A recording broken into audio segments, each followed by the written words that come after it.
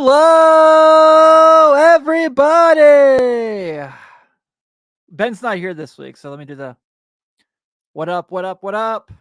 You guys got to tell me how I did there, if it was any good or not. You can tell me if it wasn't, that's fine. But my name is Tim Daniel. Normally his name is Ben Brown, but he is out being dad of athletes as they are all traveling the country right now. Isaac's on his way to West Virginia for football camp. And this is Late Night Reds here on the Riverfront Media, part of the Blue Wire Podcast Network. I'm very excited after a great weekend. The Cincinnati Reds get 2 out of 3 at Wrigley Field, the friendly confines from the Cubbies. So we're going to get into that, talk about that, kind of a couple players' performances I want to touch on. And then I'm going to round the show out with my pre-recorded interview I did on Thursday with John Sadak, of course, the TV voice of Cincinnati Reds. John and I dive into a lot of stuff. Now, of course, like I said, so this is before the Cubs series, so some of the conversation may be a little predated, but I did my best to make sure anything we talked about, because we were working around John's schedule, was fitting for the conversation we were going to have that aired during the show. But so got a pretty active chat already to start tonight. We got Carrie on here. Carrie, shout out Carrie, came in. It was already giving us a lot of fun topics before I even got the show started today. So, Carrie, I'm excited to get all through all this stuff with you. We got my good friend Dave in here. David hanging out. We've got Joey Gaditza. Josh Beckley is here every Sunday. Always appreciated. If this is your first time checking us out here at Late Night Reds or the Riverfront on YouTube, be sure to give us a quick check-in to give us a nice solid subscription. It goes a long way to help us, obviously, in the algorithm. And don't forget, July 6th, if you're in town, come hang out with us at Smoke Justice in Covington before Reds versus Tigers. It's going to be a fun Saturday where we're going to be there drinking some delicious bourbon, eating some delicious smoked food, and talking some Reds baseball. So we're excited to have you guys out there. As always, this would not be possible without our wonderful friends at patreon.com/RiverfrontCincy, where just for a couple bucks a month, you can also become a member and hang out with us and chat about the Redlegs all day, every day. But let's get into it. Go away, Cubs, go. Hey, Chicago, what do you say? The Cubs are going to choke today. Am I right, folks? Yeah. All right. Let's go through this. Friday, obviously, what a crazy game. They start down 2-0. Ian Happ does what Ian Happ does against the Reds. I guess against the NL Central, from what was broken down during the broadcast, and hits a 2-run homer. The Reds battle back. The Cubs take the lead again. And then Santiago Espinal pinch hit homer was huge, humongous. I think that was his first pinch hit homer of his career. I could be wrong there, but that was unbelievable. And then to end the game in the 9th, when Alexis Diaz was really struggling to kind of get across, I saw there were some comments about him earlier. I definitely want to touch on that. Jacob Hurtubise and Ellie and Tyler Stevenson combined for an unreal relay to get the play at the plate. That was just awesome. Carrie, yeah, Espinal is worthy of considering keeping. I agree. I definitely agree. That's going to be a conversation that's going to have to be had when it comes to all these people who are coming back from suspension or the IL. Let's get to Saturday.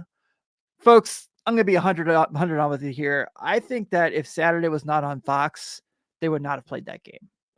You could see by how the field was, you could see that it was not necessarily great playing field to be on, with how rainy it was. And it was just, especially with a brick wall behind poison ivy hanging out there in that weather, didn't seem worth it. But I guess since it was a national game, they had to keep it going. But whatever. So the Reds lose 7-5. They start off the game. They're up 4-0. Hunter struggles for an inning. Sai Suzuki bites them with the grand slam. And then they have a little bit of a little bit more of a battle. Dansby Swanson hits a homer. They lose 7-5. Yeah, Carrie, absolutely. Saturday Fox, probably a money deal. It definitely was a money deal there for sure. And then let's talk about today. It was mentioned quite a bit these last few series, right? That they had struggled in rubber matches, and they had lost their last 8 rubber matches. So when a series is tied going to the final game, and they took care of business today. Nick Lodolo, 6 innings. Great. Excellent. TJ Friedl starts booming, hits a nice 3-run homer to get them going. It was awesome. Yeah. What's up, Steve? By the way, I'm going to be on Steve's show tomorrow morning on Locked On Red. So if you guys are hanging out, be sure to catch us over there as well. We're doing a little bit of a hangout, so I'm filling in for my podcast twin, Jeff Carr, over there. So, man, just a great weekend, a much needed weekend. I know the Cubs have been slumping a little bit. So I wanted to kind of go through a couple things when I look at this big picture. And I think where we're at with this ball club now. So May's over. We got through May. 9-18 is terrible, right? That was awful. But I don't think this team is not sitting necessarily. I don't think they're not sitting pretty. I guess that's terrible English by me. A couple more of these bourbons, and we'll see how this goes. But 26-33, 10 out is obviously worrisome. That's not ideal. I know everyone's going to look at the wild card. Everyone under the sun is within reach of the wild card. The Reds are 2.5 out of the wild card going into tonight. Run differential is -7. It's second best in the division behind Milwaukee. I understand that the Brewers are obviously unreal. I just don't know if that's going to last. I don't know how it lasts. I don't know what freaky juju virus that they have that just keeps them going and always good no matter what they do, but I'm sick of it. MLB.com also has the expected win-loss record, which is kind of takes into account of how you've played throughout the year and the games you've won and lost. And they say right now the Reds should obviously doesn't mean anything, but should be 29-30. And that could come down to the bullpen or bad at bats and all these things. So I think this team's going into a June where obviously they have all these divisional games, so that plays a huge part in what they can do. You have this Rocky series coming up. You have the Red Sox who are 30-30, who haven't been very good. So June's your chance to make up a lot of these games, and that's pretty crazy. So, and yeah, right here, Nick brings it up. They've won 6 of the last 9, and they've won their two of their last 3 series. I know the Cardinal series was a bummer because it was right in the middle of the Dodgers sweep in this one, and they realistically probably could have won one of those games at least. I know Andrew Abbott had a start that wasn't ideal, but I'm not going to necessarily throw him under the bus for with how great he's been. And I think that it's just kind of been one of those things where this is kind of, I don't think they're far off. I think as we get all these guys back, I think as the roster kind of turns over, obviously you want to get some guys hitting again, which we'll talk about for sure. And your rotation's been as solid as it can be. It's awesome. So I'm really, really happy. Nick was at the 2 games they lost. So, man, I've been there, dude. So last year, the 12-game win streak, I went to hopefully game 13 against Atlanta. It was the night after the Ellie Cycle game. And it was not fun. So I've been there, man. Let's kind of go through some comments before I get into a few other things. So Carrie, like I said, brought up a lot of stuff. Feels like TJ is back, bringing the vibes back to the team. Just need Ellie and Benson to keep going. That was a huge game from TJ Friedl. I loved how he spoke in his post-game interview. When Steve Offenbaker was on a couple weeks ago, we talked about TJ particularly was last year the best he's ever going to be. And it's very possible. I'm not going to count that out by any stretch of the matter. But I will say that having him just kind of legitimizes the lineup a little more, right? It just feels like when you see him in the number 1 spot and everything kind of falls into place after him, it just changes the dynamic of the team, especially considering all the guys who are playing in the outfield and getting at bats and weren't necessarily ideal. I know there's a very big Stuart Fairchild battle right now. I think in the role he's supposed to be in, he's very good. And the role he had to be in with all the Reds injuries, he was not ideal in, obviously. But I completely agree. Having TJ back means so much. Now, as far as Will Benson and Ellie De La Cruz, we'll definitely get into Ellie. I want to talk about that a lot. She says right here, even though Ellie didn't produce much at bats, he did so on defense. Boom. 2 huge plays this weekend. Those were awesome. Stuchild is a keeper. Carrie. All right. I like this. I like this conversation. So she's just there sitting there getting all their thoughts in ahead of time. And yeah, it comes back to when Pecan goes back, who goes down. Alex Young got sent down today. That was kind of shocking. CES back pretty soon. So there's a lot to kind of look forward to. Dave says, everyone loves Alexis Diaz. Am I the only one that gets nervous or tanks in the game? Dave, you must not be looking at the same Twitter I am, because I feel like everyone kind of clinches a little bit when Alexis Diaz comes to the game. So, man, it's brutal. I was when Will hit the walk-off last year, Nelly's first home run game. Yeah, that game was awesome. That was kind of the start of the whole run, right? I feel like they're capable of one of those. I know not having McLean makes everything kind of nerve-wracking there, but especially with what's coming up. I mean, if you look at So this week they had that Rockies series, who the Rockies have played like a little better than their record shows of late. Still not good, but it's pretty solid. Then you come home for the Cubs. You have a really good Guardians team, and then you have the Brewers. But from there, I mean, a lot of winnable games, right? The Pirates, the Red Sox, the Cardinals, that lead you into the Yankees series at the start of July. I think this is your chance to make some games up. You're going to get some guys back. There's a lot to look forward to there. So I'm not giving up yet, and neither should you, right? That's what we're going to go with here. Perfect. All right. So it was brought up earlier, and I want to kind of get into it real quick. And if you're hanging out in the chat, please send some comments. Please send some thoughts. I'll share them all. Like I said, I'm riding solo tonight. So I will, you guys are my co-hosts tonight. So any comments are there. Carrie asks, isn't the Rocky City of a home run environment? Very much so. Very much so. The altitude there is insane. And you've seen a lot of guys who haven't been able to hit very well throughout their major league career do awfully well there. And I've heard a lot of I've never been to that park, and I hear it's beautiful. So it's going to be really cool. Josh says, if Noelvi and CS come back and it hit, it buys us time for McLean's return. Absolutely. And I think that is the goal at this point, because I don't know what else you can look forward to. So, and Joey Gaditza, TJ totally shapes the lineup up top there. I totally agree. Let's talk about Jake Fraley, guys. What another great day he had today. So the last 7 games, he's been huge for this team. That OPS looks fantastic. Today, 3 for 3 with a double. It's a couple singles, a walk, and a sacrifice fly. Huge game from him. With him, I think the thing that I really like is his adjustments. So this is a guy who obviously had a really, really tough personal offseason with everything with his family, and then comes into this year, gets the flu, and is kind of getting his groove back. So he leaves today. He leaves the game today when they are heading to Colorado with a 295 batting average. I'm not a batting average guy, but you like to see that. That 725 OPS, I think, is going to keep rising. And like Carrie said, you go to Colorado, a lot of chances to get some homers there. So maybe that power swing's not too far away. That double he had today, that swing looked pretty nice. The sac fly, the swing looked really nice as well.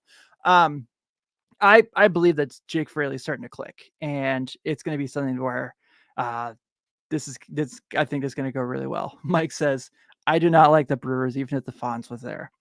I agree.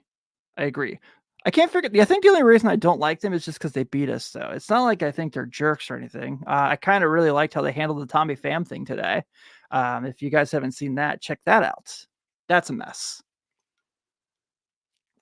But on Fraley, I think that what we're kind of getting here is just a guy that is consistent, and you're seeing him play baseball consistently. He's not injured. He's not battling anything here. So that's just kind of what's been really awesome to see.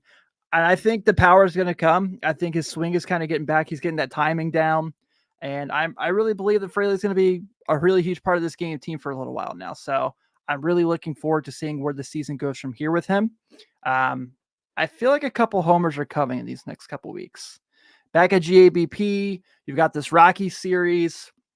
We're going to see some bombs. You go to Pittsburgh. Yeah, homers are coming for Jake Fraley. I really think so.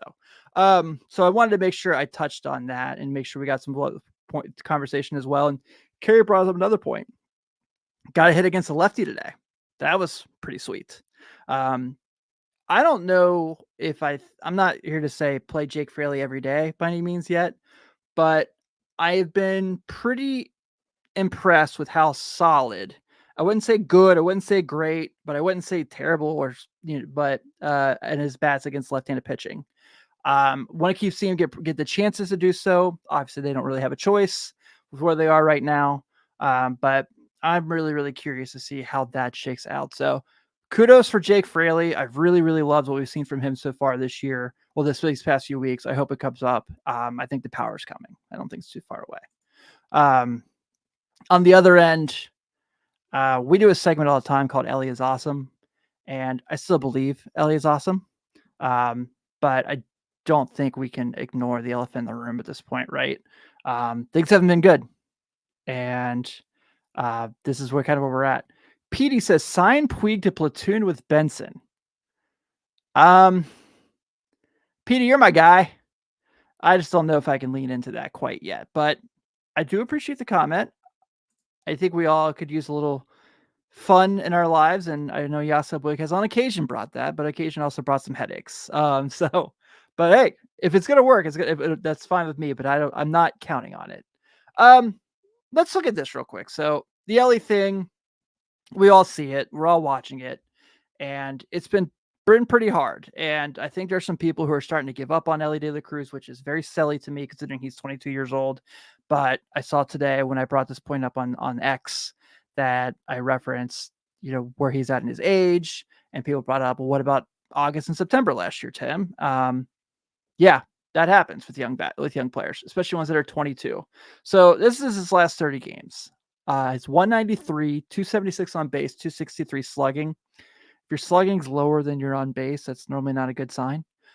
22 hits, 11 runs, only one homer, only five runs batted in, 11 walks, 14 stolen bases, but 46 strikeouts. So, look, again, I'm telling you guys stuff that you've already know. You guys see the same things I do. I'm not frustrated that Ellie's struggling, right? That's part of just learning to play baseball at this level. And this is a guy who has always made adjustments and always figured it out, and he's always had runs. John and I are going to talk about in the interview that you guys will hear here in a few minutes. I think that he's going to be great. I think that if you look at who he is and what he's done in the past and where he's been throughout his career, and you look at the tools he has, if Ellie De La Cruz hits 4 of his 5 tools, he's potentially the best player in baseball. That's where his ceiling is. This is being realistic here. But there are growing pains with that. And Chad Dotson, our leader here at the Riverfront, talks about it all the time, guys. It's that there are weeks that Ellie De La Cruz looks like he is the greatest baseball player to ever walk the planet, and there are weeks you have with this. It's just part of the experience. It's part of the growth. This is what we're kind of looking at with him here. So I've seen comments where people have said maybe you move him down the order, or he needs a couple of days off. I thought what Cowboys said today on the broadcast, I have it on my notes here, so bear with me while I pull it up, was something that I've really, really thought a lot about, and it's really kind of frustrated me. Because, yeah, obviously the player deserves to get blamed for their performance. I'm not saying that. But Cowboys said this today before the game.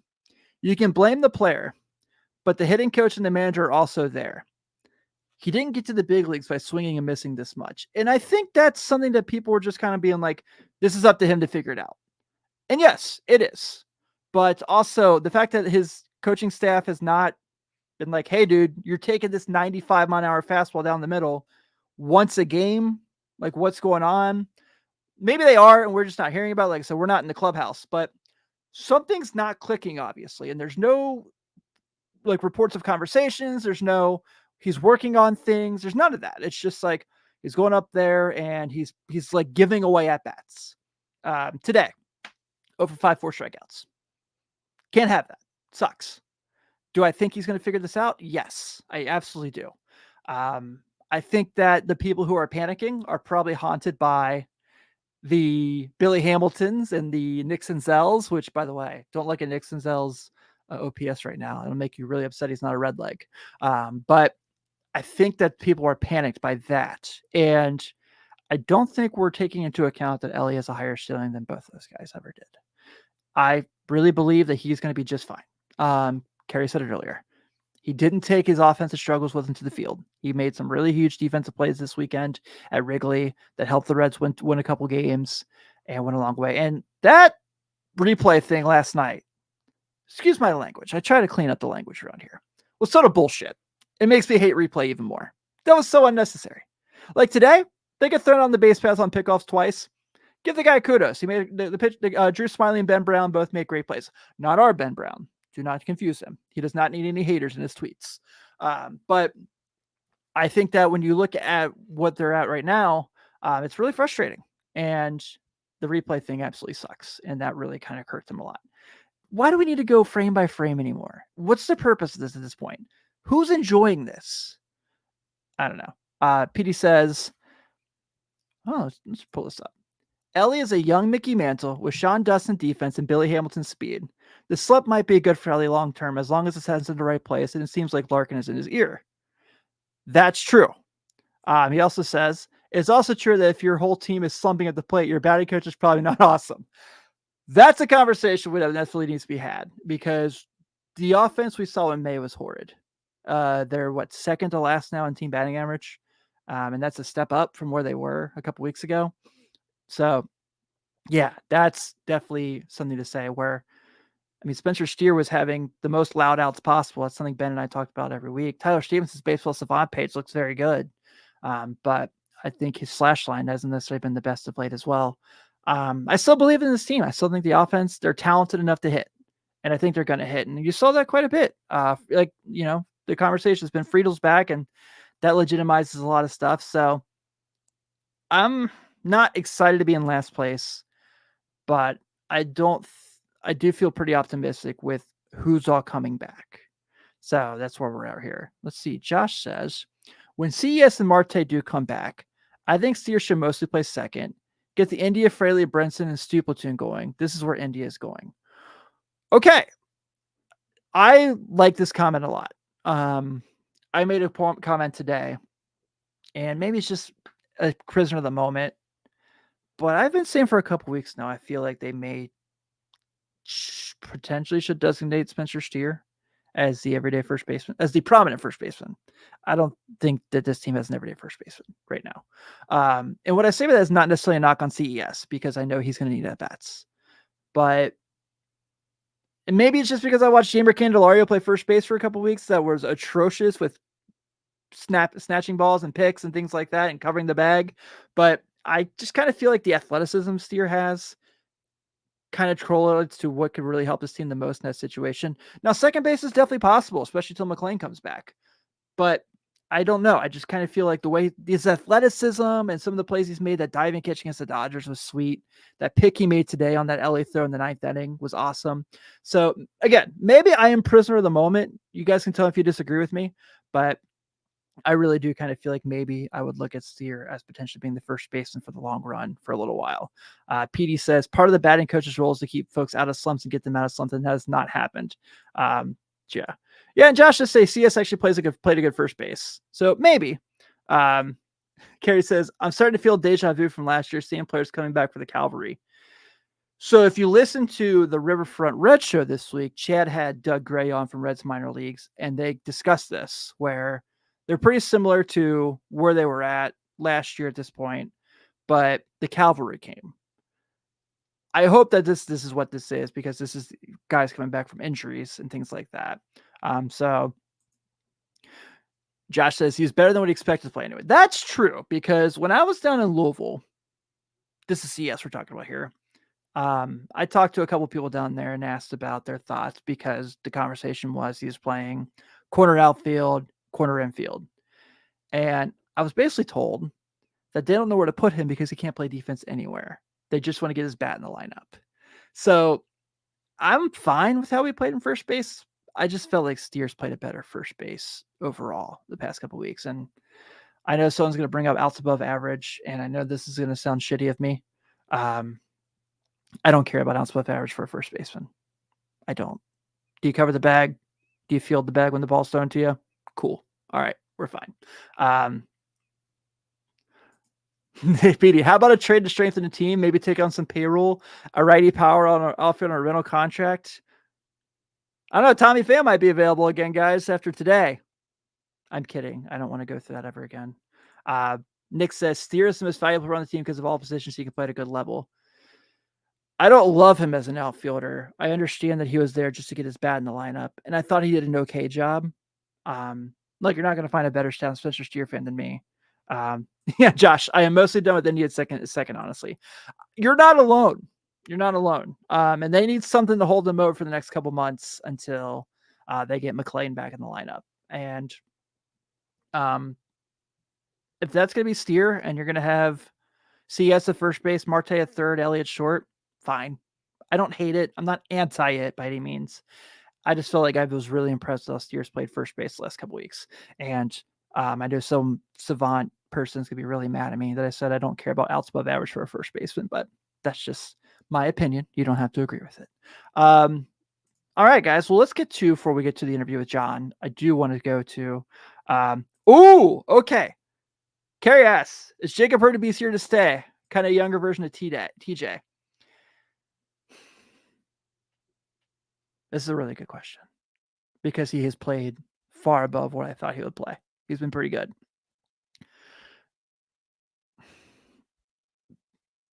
I don't know how you keep him on the big league roster, though. I do think he's been fine. He's done a good job. He's been decent.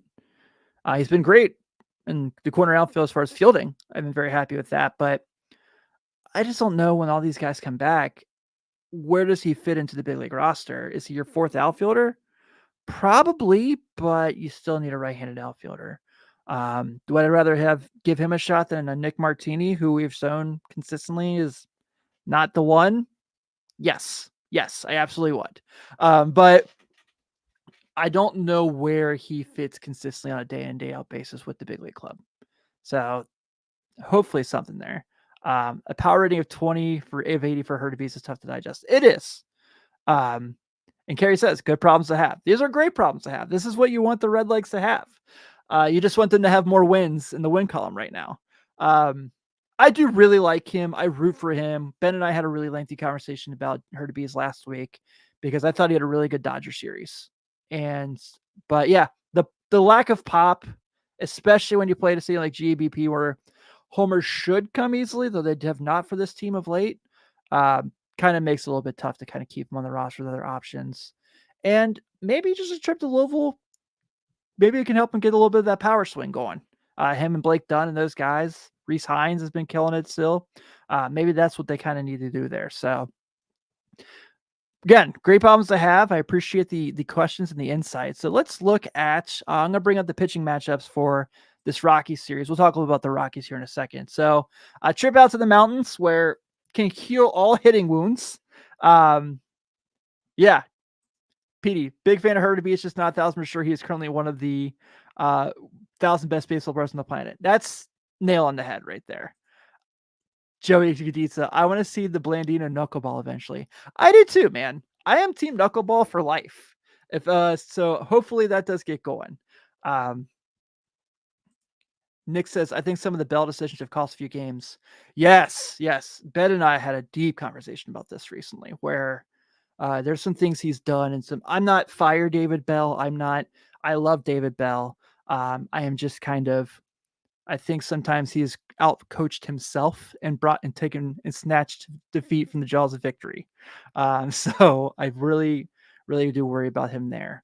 Let's get to this Rocky series for real quick, guys. So these are favorable matchups for the Reds for as far as pitching goes. But again, it's Coors Field. Anything can happen. We're going to preface this week by saying if the Reds have a starter that gives up 5 runs this week, it's fine. That's Coors Field for you. It's Colorado. Colorado's insane. So I'm kind of keeping an eye out on that. But Monday, you got Andrew Abbott against Ryan Feltner. Tuesday, you've got Frankie Montas versus Ty Blatch. And Wednesday, you have Graham Ashcraft versus Dakota Hudson. Wednesday's obviously a getaway day before they come home. Carrie, do you think Abbott and Ashcraft are on short leashes? Abbott, definitely not. I know that he had a bad game against St. Louis, but he's been way too good this year. Ashcraft, this is a conversation that comes up quite a bit. I think a lot of people have talked about in the sense of third time through the order, things kind of go back on him pretty badly. And so I think Graham Ashcraft is a major league pitcher, but I do think we've got to figure something out where if he's going to go 6-7 innings at some point, which no one does in baseball anymore. I understand that. They got to figure out how to make adjustments there. I know Hunter Green had a bad game last night, numbers wise, but the fact he went through all that and still got into the 6th inning through that lengthy rain delay. And I'm not trying to be a Hunter Green apologist here. I've been very happy with his performance this year, obviously, but Ashcraft's got to figure out how to do that make that step. Nick Lodolo today he's made that step when he's pitched this year, when he's been back, because he's been battling injury.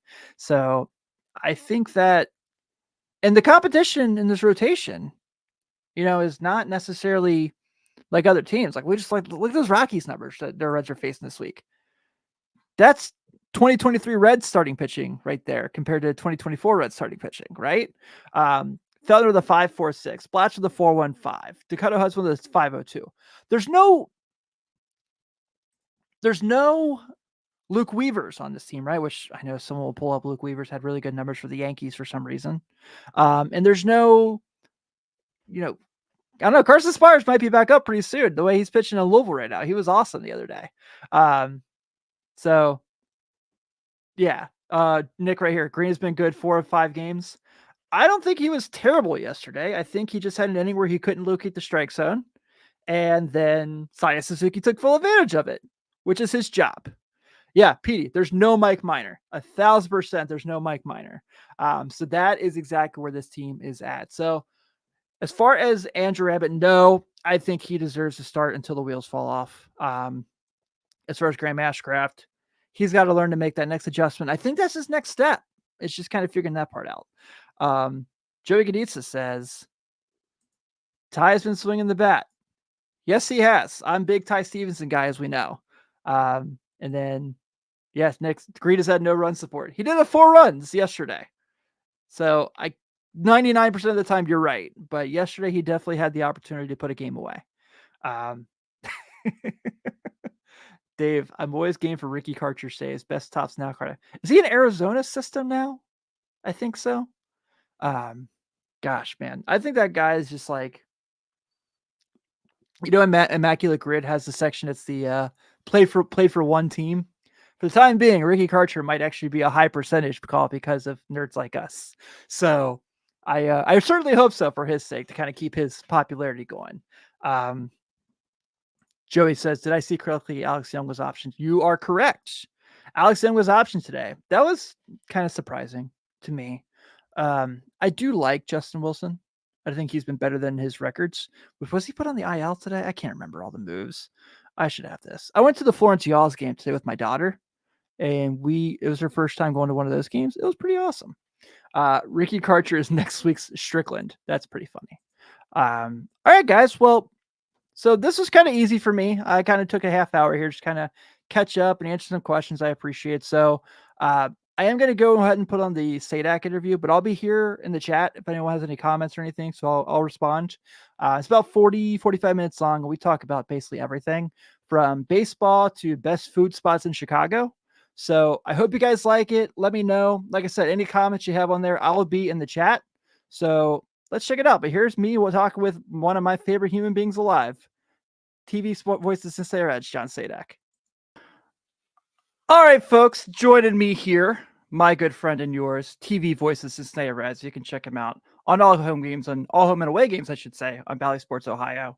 John Sadak, welcome back to the show, man. It's been too long. No, thank you for having me. Yeah, it has been. I wanted my Tim Daniel fix, and I'm glad that you reached out. We were able to connect this way. I miss you, dude. I miss you too, man. I miss you. I got to have that great time with you in Cleveland last September. We got to have some coffee and catch up. You're one of my favorite people in the world, not just talk baseball, but life with, and you give great advice on being a dad. So I always love when I get to chat with you, man. Oh, likewise. And all I do is share what people far smarter and more helpful than me have shared with me over the years. Yeah, that's my goal to do that. So I'm just going to keep it going. So John, I definitely obviously have you on to talk about the ball club and everything going on there, but I want to start in a different direction just because of your history in broadcasting, obviously, and growing up in the Northeast. So the sports world this week unfortunately lost the legend Bill Walton, 71 years young. And I say young because his personality was as young as it gets. And just kind of curious for you as a broadcaster, I thought you would really have an intel on this, just kind of how you'll look back at his legacy, because I watched Dan Patrick yesterday and he talked about one of the guys who works with him is like my age. And he's like, had to explain to him he was a basketball player before he was a broadcaster. And I feel like he's kind of has that legacy depending on the generation, where some know him as the NBA MVP, some know him as the sixth man and NBA champion with the Celtics, and some know him as the hilarious broadcaster. So for you, how do you look back at the legacy of Bill Walton, not just as a sports fan, but just like the most entertaining human being potentially alive to cover sports? Yeah, my first impressions of him, based upon my age, were more his Celtics time. Laying on the floor, spinning the towel because he had back problems, and as the years went on, I got to learn more about his dominance at UCLA and his earlier NBA life in Portland, and I did games at Princeton for many years, and one of his sons played at Princeton, so there's a lot of overlap with some of the people that were there. One of my best friends who succeeded me doing the Princeton games got to have a long series of one-on-ones with him. One of my closer friends among play-by-play guys is Jason Benetti, who famously has not only did a lot of hoops with him, but they did that White Sox series of innings together as well. But I think the most deeply rooted Bill Walton thoughts for me, we would do mock game calls or talk show segments with my college friends where we were driving to and from student broadcasts we were doing. Went to a Division III school in New Jersey. The average opponent in conference was probably about an hour and a half to 2 hour drive away. We were the southernmost team in that league, and we would just make each other laugh. And we would do one of my favorite trios of a booth, of a three-man booth, was when Marv Albert was with Steve Snapper Jones and Bill Walton.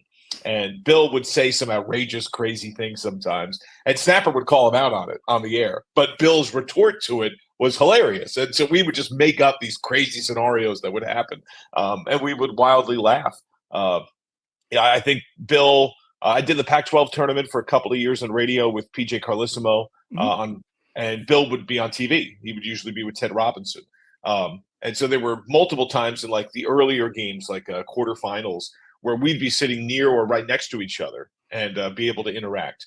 A super funny, curious man who loved life. Like that's my impression. That's everybody I met. Randy Cross is my football partner for college football, doing mostly the Navy games at CBS Sports Network. He's a UCLA guy. He and Bill had crossed paths while they were there, and many other times in life as pro athletes and then media figures thereafter.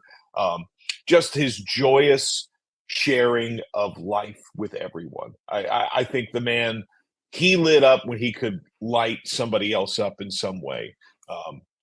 And I think that kind of curiosity and silliness and fun-loving nature is something that we could all use more of in this world. I think he'll be fondly remembered for that. I completely agree. I love athlete podcasts. I'm a sucker for all of them. And so I listen to a lot to Road Trippin', which is Richard Jefferson and Channing Frye, the Pac-12 roots. So of course, Richard played with Luke at Arizona. They became best friends. So there was an episode in 2017. They had Bill Walton on, and they replayed it yesterday in tribute as like on their feed. And it's just so funny because, you ask him a 2 or 3 word question. He goes like, "Oh, Richard, remember when you and Luke were at Arizona and you guys were having such a great time and you had that house was so fantastic." And it's just, him just like going on his run. That's a terrible impersonation of him, by the way. So please don't hold that against me. But yeah, I definitely agree. And I thought I'm really glad I got to get your intel there. Let's get to it because this is your 4th year now covering the team, and you've really become such a part of the Reds community and culture so well. And you're not just on TV anymore. So, you are obviously, but when the Reds have had an uptick more in primetime games coming off this year, obviously being on Fox and things like that. And you've had the experience now where we've gotten to see you kind of be one of us in these games. You've gotten to live tweet some games from your couch and just share your thoughts on things. I loved during the Rangers game when you were talking about Hunter's dominant start, and I definitely want to talk to you about Hunter Green at some point in this interview. But how much have you really enjoyed I know you love being in the ballpark. I know you love doing the games, but how much have you kind of enjoyed also having that side for a couple days here and there? Yeah, it is fun. It's to be honest, a day off now and then is not a bad thing. Sure. And I also think viewing a Reds game through the lens of someone else, and what do they see? What do they highlight? What are they curious about? What are their interpretations of things? I learn from that. And then not only do I learn directly from what they share and how they share it, but sometimes that triggers a thought in me of, well, let me go down this rabbit hole, or let me ask this person about this. And that most of us, I can't definitively say all, but I think the vast majority that wind up in some kind of position like the one that I'm in, we're sports fans. Like that's how you start. So just watching the game, and that's what social media allows us to do today. It's kind of like you're just watching the game with your friends, like you're just shouting stuff out at the TV while stuff's going, and that's essentially what I'm able to do in that side by side viewing experience. And I really enjoy it. It feels incredibly interactive and fun. There's a certain part of me that would like on some of those times to be at the stadium.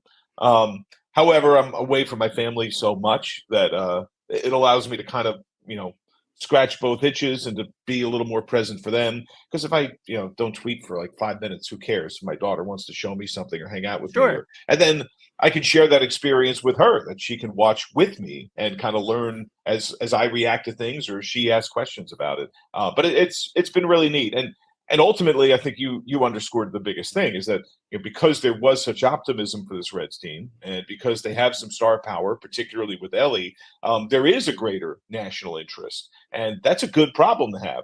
Like, Sure. once you start appearing on more national games, and so I don't work as much. I don't love that necessarily, outside of the occasional off day, but it's good for everything else. It means that, like, you're moving forward in a positive way. Yeah, absolutely. And I think that's kind of the big thing. So obviously it's been a tough year, and it's not gone the way any of us thought it was going to go. And there's so many factors there. I know you've said in the past when I talked to you, I mean, you had a 100 loss season here already, and you still kept your head high, and you still said like that my worst day here is better than my best day wherever I was before.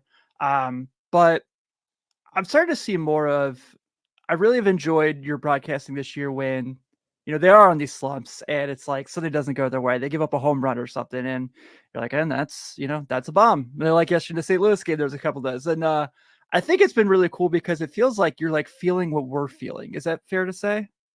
Yeah, I mean, it's hard for me to intrinsically know what anyone else is feeling, but Sure. yeah, I mean, it's a season that was built on such optimism, coming off an unexpected year, where I think even in the moment we were, I think, aware enough to realize they were ahead of schedule. I Yeah. didn't expect last year to happen the way that it did. I did think a bunch of young players were going to come up, and I thought that some of them were going to perform incredibly well.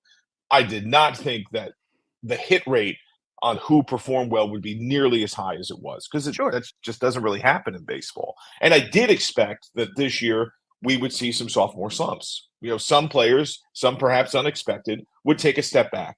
And it doesn't mean that they're terrible, and it doesn't mean that they can't be a good player, but baseball's hard and the league makes adjustments.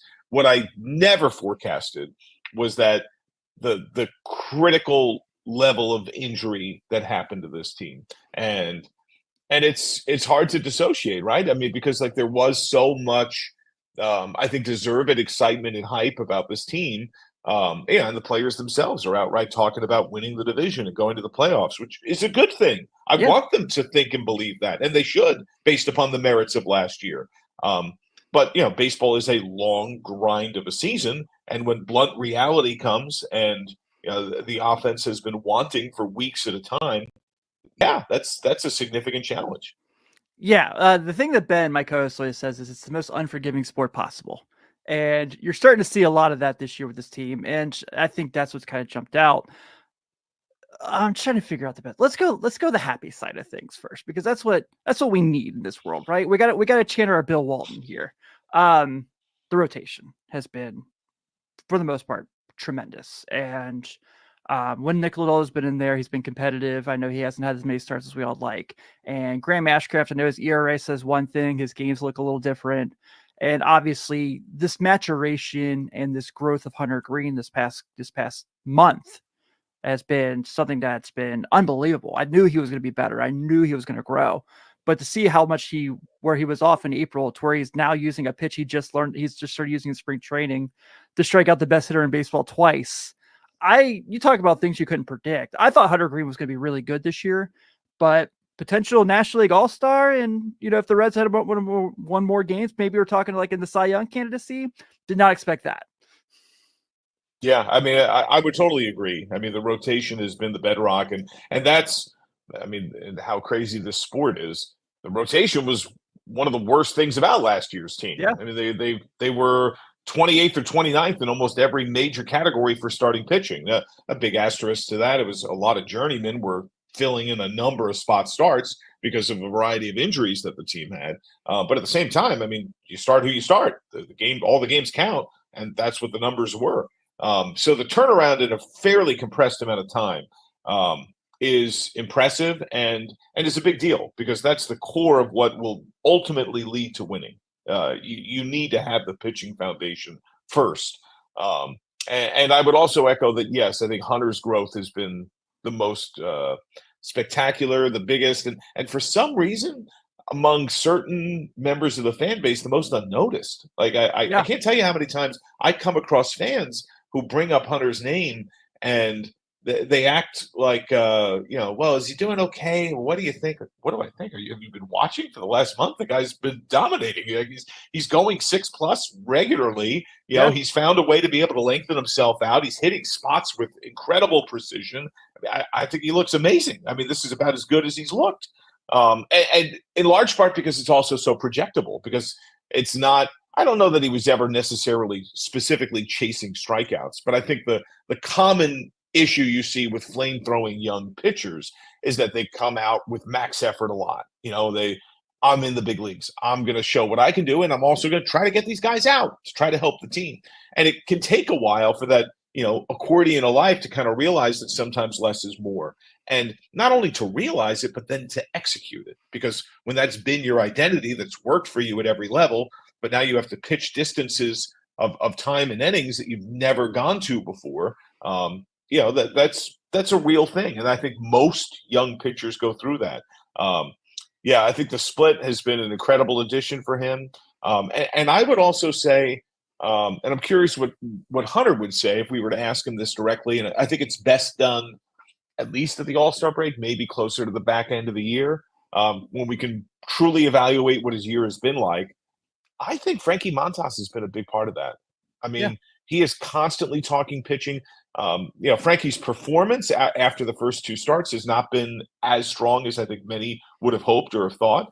I think he's been able to grind these last two, but I think his focus and effort level, and moreover, the conversations that he has with the rest of that group. I mean, how many times it seems like every shot we show of a starting pitcher in the dugout, they're all together. They're all engaged with each other. They're all watching and talking. And watch other teams. That doesn't necessarily happen with every other team. I think it's a big deal. And I also think, I know his last start, we're talking here on Thursday off day. Andrew Abbott's last start was perhaps his worst of the year, certainly by the finish of it. His season has been excellent. And while his strikeout numbers are down, he similarly, I think, is finding more creative, repeatable ways to get guys out. He reads hitters probably as well as anybody who's in this rotation. I think with Derek Johnson and Alon Leichman and the entire pitching staff and the catchers too, I do think that's an under-the-radar element. The improvement of Tyler Stevenson in his framing and his pitch sequencing. I think Luke Maile has already shown that he has that, that veteran experience and feel for that. But that duo has been a huge, huge part of it. I think they deserve a decent amount of credit as well for what's happened with this rotation. You literally took the next question in my mouth. I was going to ask you about Tyler Stevenson and his growth behind the plate, and I think how much that's really helped. And starting to see more of that hitting again, kind of seeing, an extra year removed from the collarbone injury and the 2022 season when he was really injury plagued. And I always felt last year was an underlier. I didn't think that's who he was. I felt like it was a lot of just getting his legs back underneath him. And he's definitely had slumps this year. I'm not going to say he's been tremendous, but he's also amongst the best in baseball at barrel and hard hit percentage. And I think when you looked at Steer's struggles too, that he was having, he was still making contact. It wasn't like he was striking out 3-4 times a game. So with guys like that and kind of seeing where they're growing, what's really kind of jumped out to you the most about guys like Stevenson and Steer? And obviously I know we're going to have a lengthy Ellie De La Cruz conversation at some point.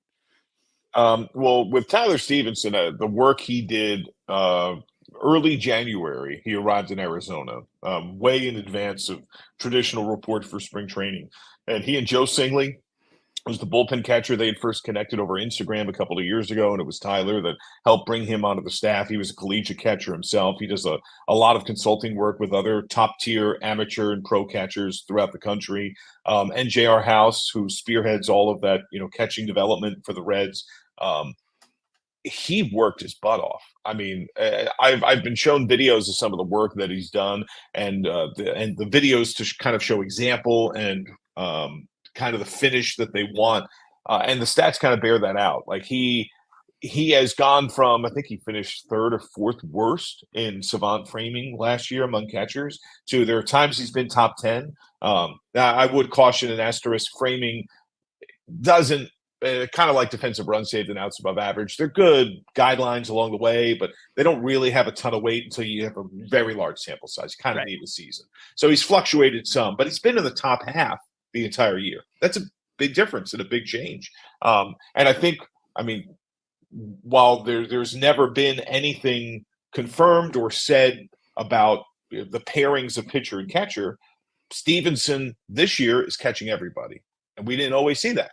And I have to think there's some kind of correlation there, right? There's some kind of connectivity that, and I think the pitching numbers, you know, if you want to look at catching ERA and what team record is, has also seen market improvement. And I think all of that goes lock in step because there is such a synergy to that. And I would echo what you're saying at the plate. I mean, he's hitting the ball a lot harder. That's clearly with purpose. Most of it has been up the middle. Beginning of the year, we were seeing a lot of pulled ground balls that were mostly handled. And I think that adjustment has been made in season. I also think, though, that those are both Steer and Stevenson are probably the two Reds that seem to be most affected by what appears to be the more challenging offensive season for the sport in several years. Slug, year over year, March, April, in all of baseball was down 20 points. I saw a piece the other day that said it was talking about Bellinger and how his numbers are down, but compared to league average, he's almost exactly where he was last year. Yeah. You know, the average OPS drop is like 40 points. And I feel like those are the two guys who, not as much lately, but definitely over the first month plus of the year, we're getting, you know, the combination of exit velo and launch angle and just plain eye test. I mean, just watching the swing and hearing the contact that you thought home run or off the wall, and they're being caught at the warning track. So I do think they've been burned by that some, and I do wonder if, as this year goes on, if that's something that's happening, whether it's the baseball or something else that's creating that. Does the contact have to be more gap and down the line? Like, is the ball just not going to jump the same way to center for most hitters? I mean, take a look at like the bottom 30, 40 qualifiers in slug. There's some huge names there. I mean, like big stars are having a really hard time delivering the ball for true power. And I don't think they're mishitting the ball. I don't think they're failing to square it up. It just seems like it's not jumping quite the same way night to night. Yeah, and I think with Spencer, he is as steady and as predictable a swinger as there is on this team. It's something Barry Larkin shares all the time, both on the air and off. He just marvels at how flat his swing is, his balance, the way he keeps his head still, something Chris Welsh talks about all the time too. And that's where it's kind of surprising when he has the ruts that he does. He's probably been the bad luck Red of this year. For sure. I don't think most of his at-bats, he doesn't look overwhelmed. It doesn't look like there's some giant hole in his swing. It just, he generally makes contact, and it's way more often outs than it used to be, certainly last year. But yeah, I think both for the most part have been very steady swingers that I think have at the least maintained, if not trying to take that next step. And there's still a long season left. I mean, we only just passed the 1/3 mark of the year. Hopefully, as the weather warms, some of that same contact could jump a little bit. Yeah, absolutely. And I think that that's kind of the big thing. Everyone's focused on May, and understandably, it's, you know, it's the moment, it's where we're at. And it obviously, you knew going into the season when you looked at the schedule, you're like, that's brutal. That's tough. But even with where this team's at, with being in the cellar of the division and being a couple games behind Pittsburgh to get out of there, run differential is still awfully close. It's not like this team is losing 7-1 and 9-3. It's these one-run games that you guys have echoed so much in the broadcast. So I think when we look at this thing where everyone's so frustrated and so upset, and I get it, I totally get it. We all want to see them win more. I think throwing the season in just because of this, like the metrics kind of say, like, don't count them out just yet, especially like you said, we still have about 90, 100 more of these things to go. Yeah, it's curious that you bring up the run differential thing. It's one of the first things that Nick Kroll has talked about when I've spoken with him about the year to this point, and he would echo the exact same thing because that's something that teams would look at. Um, I also think that because there's so much potential with the head-to-head competition in division, and that's where this team still has potential to really make its own mark. For I sure. mean, the Reds, the entire time I've been sitting in that play-by-play chair. Reds have had a really hard time with Milwaukee. Milwaukee is one of the teams that's kind of had their number. And it looks like, despite losing some significant names, Milwaukee is pretty much Milwaukee still, even though you would have predicted a significant drop in rotation. They're without Devin Williams for the first couple of months of the year. But they've performed at a fairly high level for most of the season to this point. If you can hang with them head to head, you can make up ground. For sure. And that's probably the thing that held the Reds back the most last year and in 21 among my years. So yes, I do think there is a lot of time left. I also think they're going to get some help, hopefully in the next month, because Noel V. Marte would be eligible that St. Louis series to close June the 27th.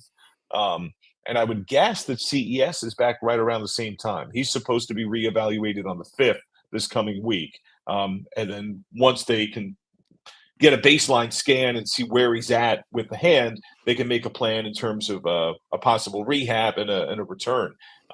Those are two significant hitters because, when you speak of May specifically, one of the many things that jumps out is the pitching's keeping them in games. That's part of why they're as close as they are.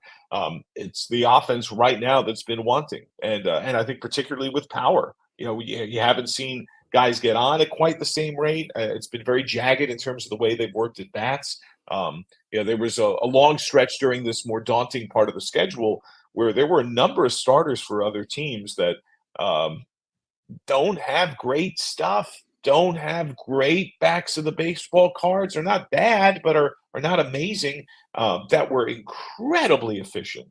A lot of them pitching backwards, a lot of it with soft early, breaking ball changeup early, and long lines of consecutive men retired. I mean, guys getting through 5-6 innings on high 40 to low 60 something pitches, which allows the bullpen within series to use its best arms as often as possible. And then the Reds, to their credit, they haven't been the Rally Reds of last year that have had these epic comebacks and won.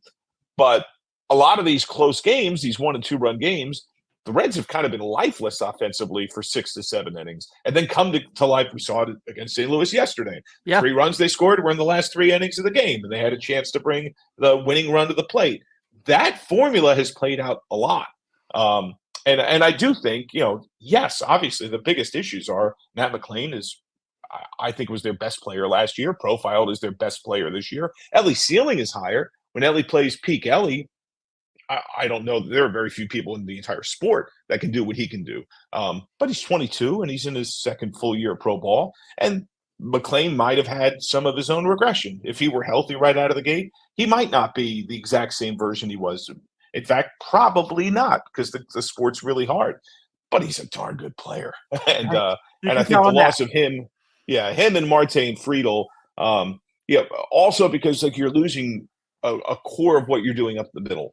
I mean, most of the most successful teams in baseball, the entire time that I've been watching, will repeatedly dictate the mantra of you have to be built up the middle, both offensively and defensively. And Friedel was their war leader, and they're a strong defender in center, and a lefty that could hit lefties well. Lefties have given this Reds team problems off and on for the entire time that I've been in the play-by-play chair. And McLain, I think, profiles as a silver slugger, gold glove caliber second baseman. He can play short, but I think the Reds' long-term future for him is as one of the leading, if not the best, second baseman in the game. I completely agree with you, and that's I really appreciate you said that. You mentioned Ellie, and I wanted to kind of bring this up because obviously he's under the biggest microscope, right? It's the number one prospect in baseball, the most exciting player in the world. He's in commercials. He's got the Jordan deal. And there is nothing like getting to watch Ellie De La Cruz on a day-to-day basis. I was too young for Eric Davis. So when people tell me about how great Eric Davis was, I got Baltimore, come back to the Reds, San Francisco, St. Louis, Eric Davis. I did not get Eric the Red 40-40, 44 Magnum guy, which I wish I did. He's one of my favorite people to watch highlights of. But for Ellie, I think, when you go through all this stuff, and like you said, his peak, he's incredibly fun, but his valleys are tough. And you mentioned the point, 22-year-old in the big leagues. This is also a guy who's figured out everywhere. Kind of curious your thoughts on this comparison, because I like playing this game with you. We've done this in the past. Andrew Williams from the Riverfront Slack brought the point up the other day about Ellie that whenever people just talk about when he goes through these stretches, Bryce Harper went through those same things and also got called up very young. Baseball's very unforgiving. Baseball's hard. This is like the theme of this conversation here. And that turned out okay, right? I think Philadelphia is pretty much all right with what he's doing. Do you kind of see that comparison there in the sense of, I'm not saying Ellie he might be better than Bryce Harper actually if he puts all his tools together, but do you kind of see that comparison there in the sense of like, obviously it's just relax. He's 22. He's going to have these moments, but also like, this is nowhere near the finished product. Yes. Yeah. For me, I spent 5 years in the Yankee farm system, and I was their AAA team. They won the AAA title. One of the years, the outright overall AAA title. The other year, they went to their league finals, and it was the core of basically the Yankees that are there now. Gleyber Torres, with Luis Severino, Gary Sanchez. The star player of that group was Aaron Judge, and Judge, like Ellie, is a super tall, abnormally tall, very strong, incredibly physically gifted player. And Judge, as he advanced level to level within the minors, and he was older because he was a college player, it would take him about 200 plate appearances to really click. And I think the Yankees were essentially aware of that internally. It was not something they would publicly announce, but yeah, like he's gonna take his lumps as he adjusts to the level. And he's going to get pitched in a certain way. Who's generally breaking ball down and away. That would be the finisher. And he's going to chase.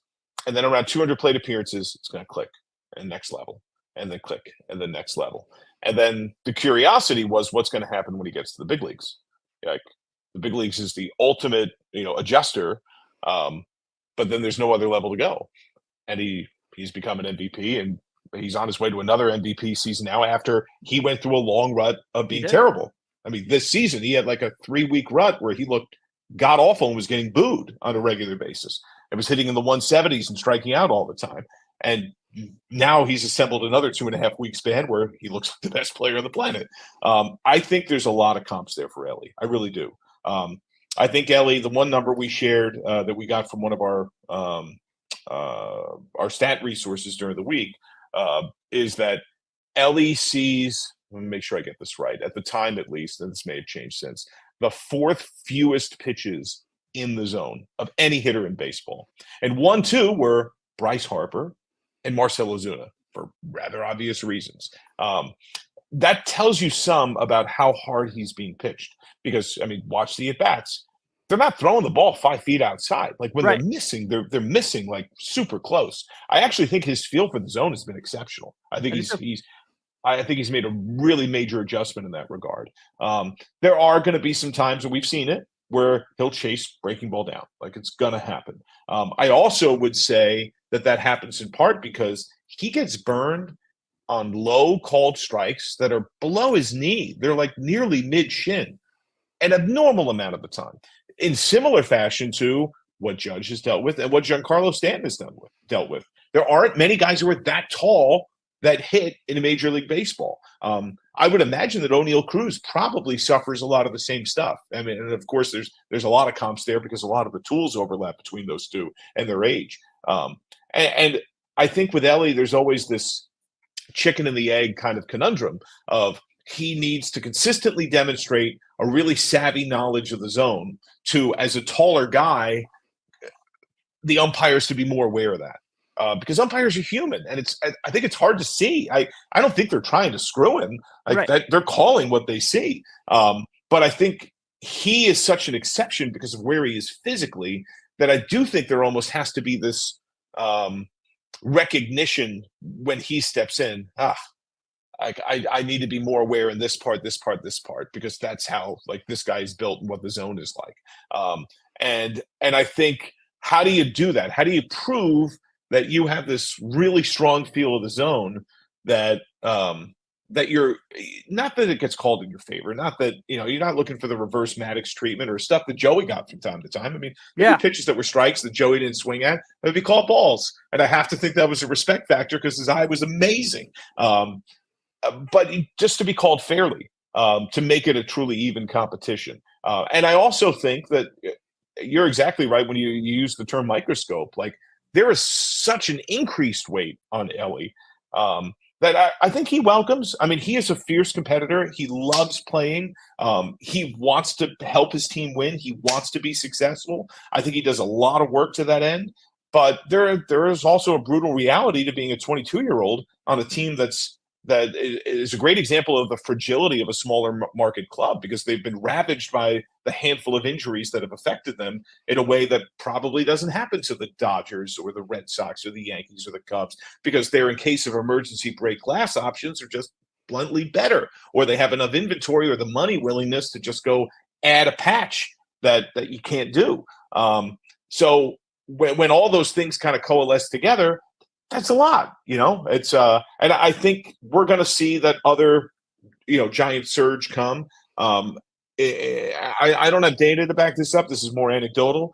I feel like each time he's gone on a big surge, the first thing we see is the walks start to pop up again. And as the walks pop up again, then I do think there's, he's a human being. I think the confidence swells. I think the ball starts to look bigger. I think there's a greater commanded feel. And I think he just wreaks more havoc. And we just in the last week, we've started to see the walks come up a little bit more. So I do think that is coming. I also think, there are many complexities to this game, and, the hitting side is only part of it for him. Defensively, there have been huge advances. And it's something Barry Larkin has spoken about at great length on and off the air. The mental acuity and decision-making, the footwork, the ability to throttle his throwing appropriate to the runner. Mason Wynn was just in town with the Cardinals. Mason Wynn and O'Neill Cruz of the Pirates are 1-2 in arm strength among infielders in baseball. I have zero doubt if Mason Wynn, O'Neill Cruz, and Elly De La Cruz were to be in a throwing competition, that Elly would more than hold his own with that trio. They would be at least very, very similar, if Elly would not win the whole darn thing. But Elly has realized, as he's been in the big leagues now for a year plus, I don't have to throw at 98 miles an hour. Let me read the runner and the situation, and let me throw a catchable ball to make sure that the first baseman can handle it, get the guy out, and limit injury risk to myself. That was one observation that Larkin made during the Cardinal series. Wynn had a throw that was like in the low to mid 80s that got a runner by several steps, and immediately after the play, he starts rubbing his bicep. It doesn't necessarily mean anything, but in the aggregate, because this is a grind and there's so many games, that's a big deal. And there's a lot of time and effort and mental and physical focus that goes into that, let alone what he's done on the base paths as by far the most accomplished base stealer in the sport right now. You're on pace still for a 90-something steal season. And there is a physical taxation of that. I mean, Lark, after one of his 50 steal years, he'll share with us that he felt like he was constantly running. Like every time he got on base, he felt like he was running. And that does take a physical toll on you as the year goes on. And Elly is running at nearly double that rate. And he doesn't get on base as often. So think about how often he's running when he's on. Right. Right? Like, because that's one of the other stats that has really jumped out for him is that the frequency at which he is going and successful in ratio to how many times he's on base, like it makes him all the more incredibly impressive because he's basically going every time and teams can't stop him. So I think there's so high a ceiling. There's so much potential. I love the idea of the Harper analogy. And I would imagine if we look at the super young player that has come in, especially that has been super physically toolsy and physically different than his peers, we're probably going to see those same kind of issues. I mean, heck, just as we're talking about this, I'm thinking about Julio Rodriguez, who in back-to-back years, the first month plus, has been a pretty mediocre player. Last year, it was right around this time, he became one of the best players in the sport. And it looks like he's doing it again for Seattle. So I think there's a long game when it comes to young phenom players, and I think Ellie very much fits in that group. Yeah, I really love Julio Rodriguez, except when he plays defense against the Reds. Then I'm not a big fan. Otherwise, I love him. So, well, you're in Chicago. Obviously, we're recording this. This will go up Sunday, but we're recording this before the series, so I don't want to take too much more of your day. But I do have two things I want to end on before we get out of here. Give me your food spot in Chicago, man. Are you a Portillo's guy? Are you like a pizza dude? What is the Chicago food stop for you when you guys are in town? Oh, there's so many. I love this town in the summer. Cowboy is a huge fan of Joe's Seafood and Steaks. We went there last night with Tommy. I did not grow up a big seafood guy, even though I live near the ocean. And Cowboy has introduced me to the Dover sole there, which is otherworldly. The king crab legs Tommy and I shared were absolutely delicious. There's a steak joint called Maple and Ash that is just spectacular that I really, really enjoy. There's some great bar scene, some awesome Irish pubs. There's a piano bar where, you know, some of it's just like pub food kind of stuff, but I love the environment. I love the people. I love the conversation.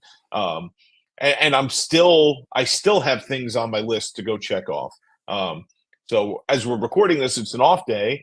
We're going to go see a comedy show tonight. It'll be my first time going to Second City, and Nice. I'm really excited about it. And Tommy has found some new place that's kind of sort of on the way that we're going to try out tonight. But just a stellar food town. I mean, there's honestly like 40, 50 places that I've done during my trips to Chicago over the years. Although, Tim, I'd never been here in the summer before this job. I'd always been here in the winter. I did some fill-in Bulls games years ago. I've been here for college events.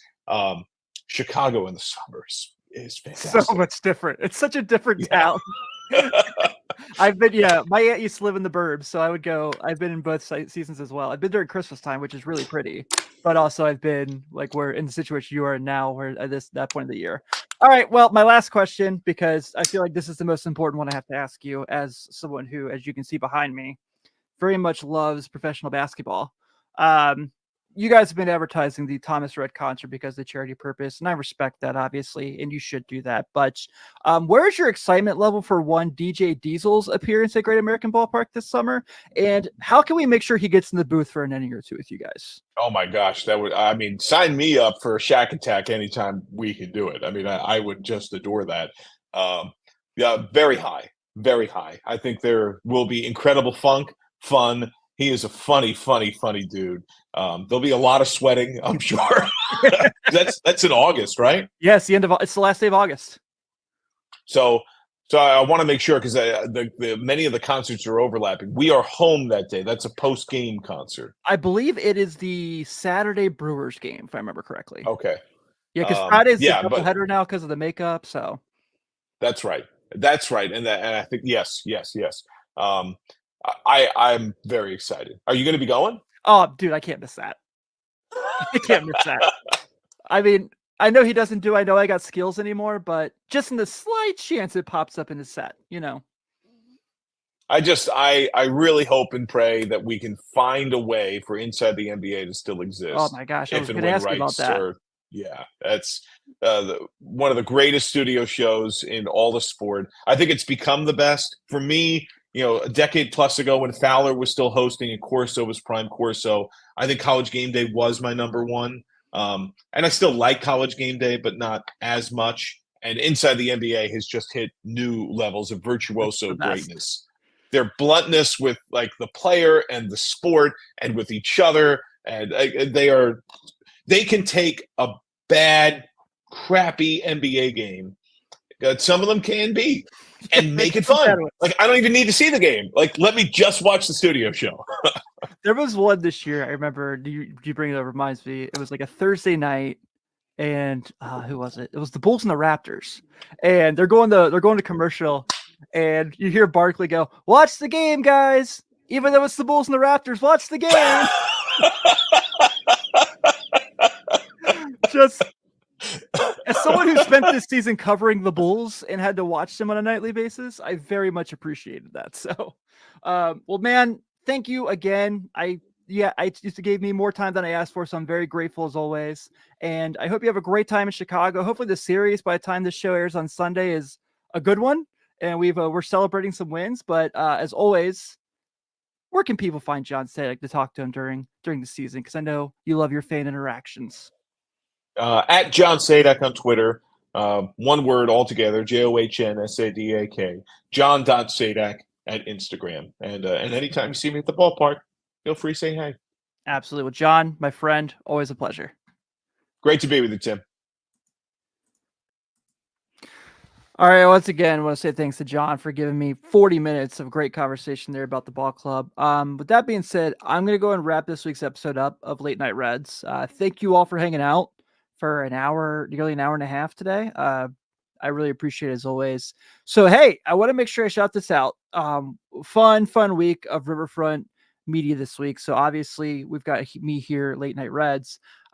Tuesday this week on this same RSS feed, if you're listening to it on a podcast or this YouTube channel, Redleg Roundtable, Seth Shaner has the Hall of Famer, Marty Brenneman on.